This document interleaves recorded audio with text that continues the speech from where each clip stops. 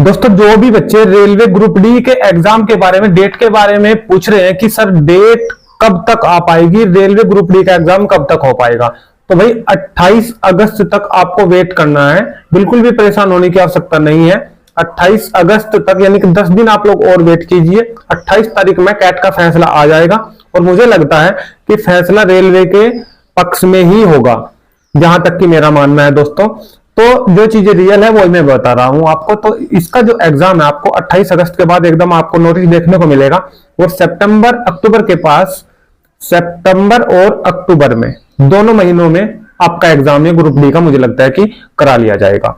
तो दोस्तों ये जानकारी मैंने आपको दी है। जानकारी अच्छी लगी तो वीडियो को लाइक कर देना और चैनल को सब्सक्राइब कर देना।